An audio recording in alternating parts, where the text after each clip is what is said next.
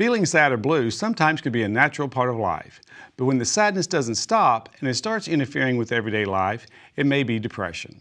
Depression is not part of getting older. It's a serious medical illness, much like diabetes or heart disease.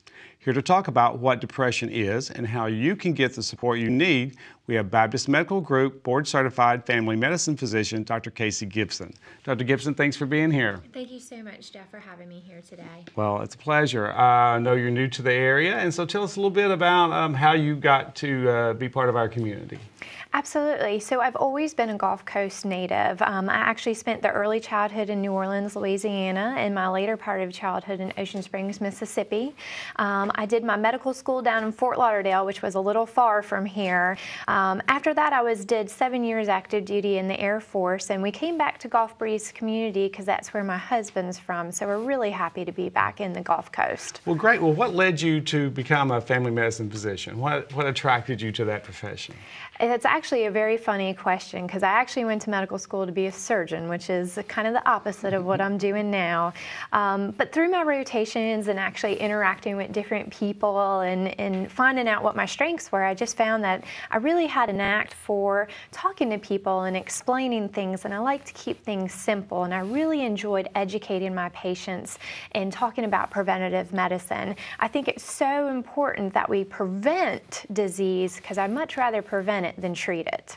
That sounds like a very good philosophy there. Well, let's talk about depression. I know everybody has unhappy moments and their sadness is a part of life, but depression, I think, extends beyond that. What do you classify as depression?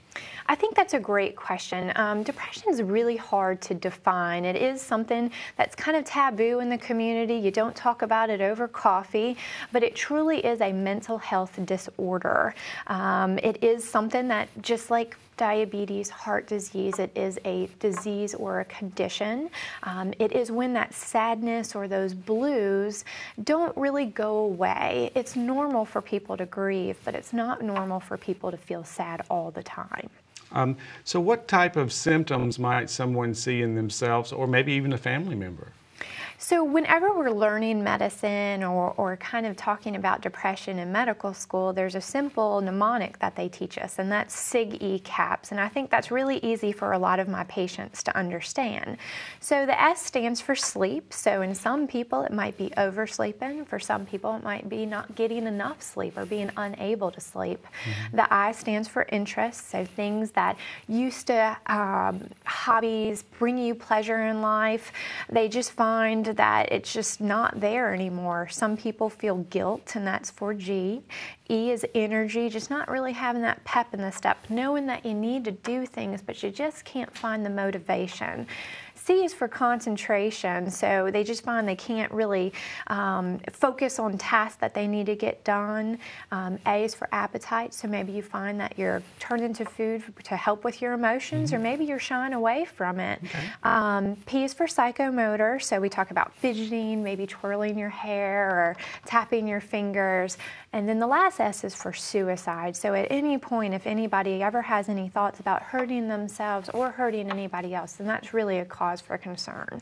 Do most people have difficulty recognizing this in themselves, or is this something that typically is pointed out by a family member or coworker even maybe?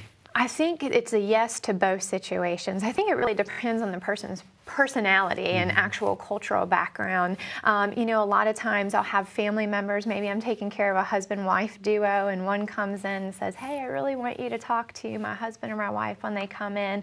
And other times some people do have insight and, you know, or doc, you know, I just don't feel like myself. I just can't go do the things that I used to do. So I think it's really a plus or minus, and it kind of depends on the person's personality. Well, let's talk about the senior population. How prevalent is depression amongst seniors? I think that's a great question. So one, as you said earlier, depression is not a normal aging process. You should not feel sad or blue all the time.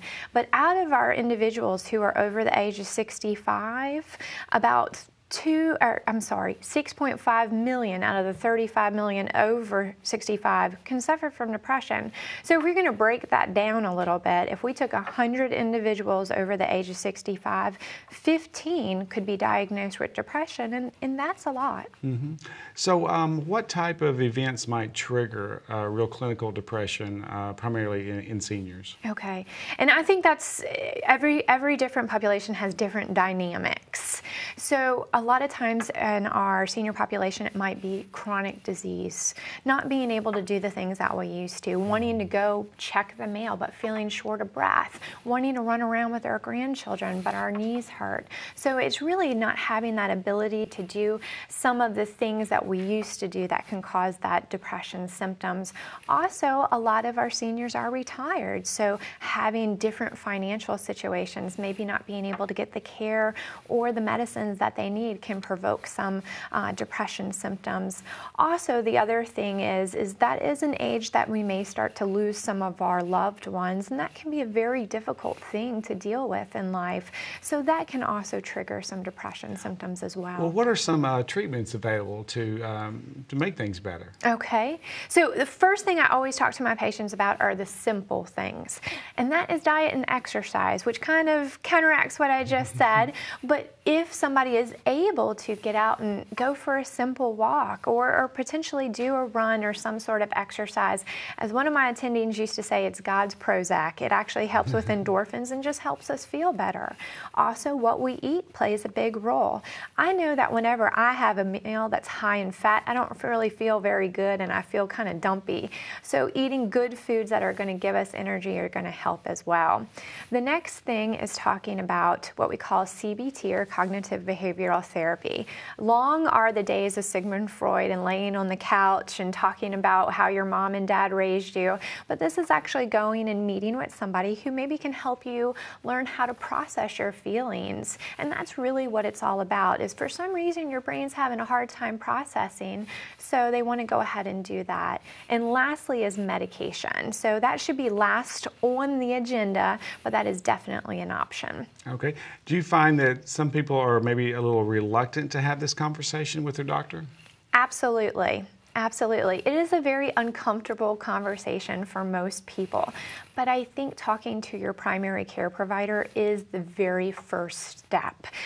Every time you go into an office, you should be asked whether you're feeling sad or you're feeling blue to actually screen for depression. Your primary care provider is going to be the #1 resource for you to talk about what are the different things that you can do to help with treatment. Great. So if our viewers have interest in getting more information, what should they do? So 1, just like I said, talk to your primary care provider. 2, there's a lot of resources out in the community. There's actually a number, it's called 211. In some cities that goes to your crisis center. Here in the Pensacola area, it goes to the United Way of Northwest Florida. And they can also connect you with support groups or other resources that might help you with some of those feelings.